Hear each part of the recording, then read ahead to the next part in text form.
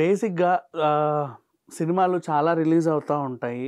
ప్రతి శుక్రవారమో, లేకపోతే గురువారమో ఓటీటీలో వస్తాయి, థియేటర్‌లలో వస్తాయి. కానీ అరుదుగా కొన్ని సినిమాలు మాత్రం జీవితకాలం గుర్తుంటాయి. అలాంటి సినిమాలు బోలెడుంటాయి. లవ్ స్టోరీసే కావచ్చు, ఫ్యామిలీ సెంటిమెంటే కావచ్చు, యాక్షనే కావచ్చు, హారరే కావచ్చు. జోనర్ ఏదైనా సరే కొన్ని సినిమాలు చాలా రేర్‌గా అలా అంటే ఒకటి జన్మాంతం చెప్పాలంటే మనం చనిపోయేంత వరకు గుర్తుంటాయి. అలాంటి సినిమాలు చాలా ఉంటాయి. అంటే ఎప్పుడు కదిలించిన నీ జీవిత కాలంలో మంచి సినిమాలు కొన్ని చెప్పు అంటే ఒక 5 ఇలా చెప్తాను చూసావా? అలాంటి సినిమా 'తండేల్' అని నేను చాలా హ్యాపీగా, సంతోషంగా చెప్పగలుగుతున్నా. వై? బికాజ్ స్టార్టింగే అర్థమైపోయింది వీడు 'తండేల్' బాగానే చెప్తాడు అని. ఎందుకు చెప్తానో వినండి. బేసికల్లీ నాకైతే నచ్చింది. అంటే ఏంటి ఒక యథార్థ కథ, నిజంగా జీవితంలో జరిగిన స్టోరీ ఇది. యథార్థ గాథ అంటారు కదా! క్రియేట్ చేసిన స్టోరీ అనుకోండి. మనం ఈ లాజిక్ ఏంటి, ఆ లాజిక్ ఏంటి అని అడుగుతాం. బట్ నిజంగా అక్కడ జరిగింది. సో, దీంట్లో ఎలాంటి లాజిక్స్ వెతకూడదు. అది మాత్రం గుర్తుపెట్టుకోండి. అండ్ సినిమా స్టార్టింగ్‌లో కూడా డిస్క్లైమర్ అదే వేయడం జరిగింది. ఒకసారి ఎవరైనా సరే 'తండేల్' సినిమా అంటే కొంచెం లేట్ వెళ్తే వాళ్ళకి డిస్క్లైమర్ కనబడదు. ముందు నుంచి గనక చూసుంటే, ఏది నా పేరు ముఖేష్ యాడ్ నుంచి చూసుంటే గనక ఆ డిస్క్లైమర్ కూడా ఉంటది. అక్కడి నుంచి చూడండి. ఇకపోతే 'తండేల్' గురించి మాట్లాడుకుందాం. టాలీవుడ్ 'టైటానిక్' అని నేను చెప్తా గర్వంగా. 'టైటానిక్' కూడా అంతే. నిజంగా జరిగిన స్టోరీ. అనుకోకుండా ఒక షిప్ ఎక్కడో స్టార్ట్ అయ్యి ఎక్కడికో వెళ్ళింది. మధ్యలో ఒక అందమైన లవ్ స్టోరీ. దేన్నో గుద్దుకోవడం, ఒక ప్రమాదం, చాలామంది మరణించడం, చరిత్రలో అలా దానికంటూ ఒక విషాదమైన పేజెస్ మిగిలిపోవడం. బట్ ఇక్కడ అంత విషాదాంతం ఏమి అవ్వలేదు. అందులోంచి బయటపడ్డారు అఫ్‌కోర్స్. సో, కథ ఏంటనేది నేను చెప్పేస్తా. దీంట్లో ఎలాంటి స్పాయిలర్ అలర్ట్‌కి భయపడాల్సిన అవసరం లేదు. బికాజ్ ఇది నిజంగా జరిగిన స్టోరీ కాబట్టి. అప్పట్లో మన శ్రీకాకుళం, మన సిక్కోలు జనాలు ఎవరైతే ఉంటారో గుజరాత్ పోర్ట్ నుంచి వీళ్ళకి జాబ్స్ వస్తాయి. పేద ప్రజలు ఉంటారు కదా, గంగపుత్రులు. సముద్రంలో వేట తప్ప ఇంకేం తెలియదు వాళ్ళకి. అంటే వాళ్ళ వృత్తి అదే. సో, గుజరాత్‌కి పనికి వెళ్తారు. ఎలా 9 మంత్స్ అక్కడే ఉండి పని చేయాలి. 3 మంత్స్‌కి ఒకసారి అంటే తర్వాత 3 నెలలు హాలిడేస్ ఇస్తే, ఆ 3 నెలలు ఇంటికి వచ్చి గడిపేసి మళ్ళీ వెళ్ళిపోతారు. 9 నెలలు ఉంటారు. వీళ్ళు మళ్ళీ వస్తారో రారో అని వీళ్ళ జీతం కూడా కొంచెం ఆపి పెట్టుకుంటారనమాట. మళ్ళీ వస్తారో రాడో ఆ భయం వాళ్ళకు కూడా. మళ్ళీ వీళ్ళు రాకపోతే ఏంటి, నా వ్యాపారం నడవదు కదా అని. సో, ఈ గంగపుత్రుల జీవితం ఏంటంటే, సముద్రంలో మీరు చాలాసార్లు చూసుంటారు. తుఫాను హెచ్చరిక, మత్స్యకారులు ఎవరు కూడా సముద్రంలోకి వెళ్ళకూడదు అని చెప్పేసి ప్రమాద హెచ్చరికలు జారీ చేశారు అని వింటూనే ఉంటారు. వాళ్ళ ఒరిజినల్ జీవితం ఎలా ఉంటదనేది చూపించినటువంటి సినిమా 'తండేల్'.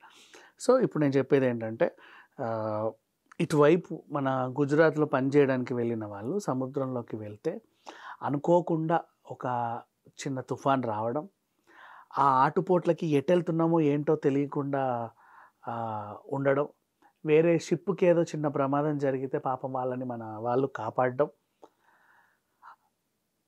అలా ఎటెళ్ళామో తెలియకుండా కొట్టుకుపోతే అనుకోకుండా పాకిస్తాన్ బార్డర్‌లో వెళ్ళడం. వీళ్ళు ఉగ్రవాదులా, తీవ్రవాదులా మన దగ్గరికి ఎందుకొచ్చారు, ఎలా వచ్చారని వాళ్ళు దే ఆర్ సస్పెక్ట్ అని చెప్పేసి తీసుకెళ్ళడం, జైల్లో వేయడం. ఆ టైంలో సుష్మా స్వరాజ్ గారు తెలంగాణ బిల్లు సంతకం తర్వాత నాకు తెలిసి ఆవిడ పెట్టిన నెక్స్ట్ సంతకం ఇదేనేమో. 2019లో జరిగింది తెలంగాణ. 2014 సమ్ అరౌండ్ కదా! మేబీ ఆవిడ చేసిన చాలా సంతకాల్లో ఇది లాస్ట్ సంతకం చెప్పాలి అంటే. వీళ్ళని తీసుకురండి, విడిపించండి అని అక్కడ వాళ్ళ ఫ్యామిలీ వాళ్ళు గగ్గోలు పెట్టుకుంటే ఆవిడ చేసింది. బట్ సంతకం పెట్టిన 2 రోజులకే ఆవిడ మరణించడం. సరే పోనీ ఆవిడ మరణించింది కదా అని చెప్పి ఎలాగైనా సరే పోరాడి లాస్ట్‌కి ఎంబసీ ద్వారా, వీళ్ళ ద్వారా వీళ్ళని విడిపిద్దాం అనుకోవడం.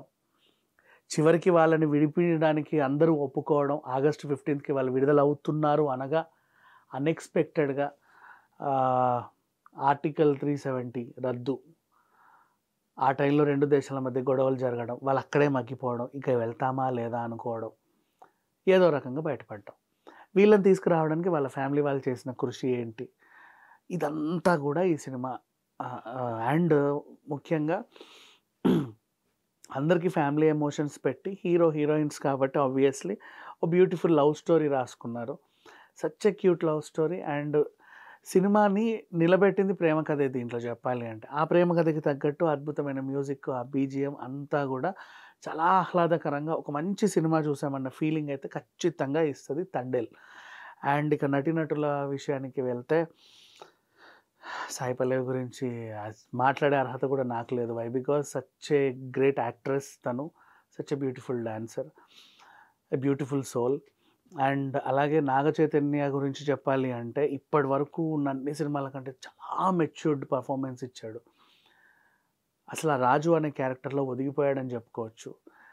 అండ్ శ్రీకాకుళం సైడ్ యాసలో వీళ్ళందరూ కూడా నిజంగా వీళ్ళంతా అక్కడే ఉంటారేమో అనిపించేలాగా వాళ్ళ కాస్ట్యూమ్స్, మిగతా క్యారెక్టర్స్, ఆ వాతావరణం అంతా డిజైన్ చేసిన విధానం, అండ్ మిగతా క్యారెక్టర్స్ అందరూ కూడా వాళ్ళ వాళ్ళ పరిధి మేరకు బాగానే చేశారు.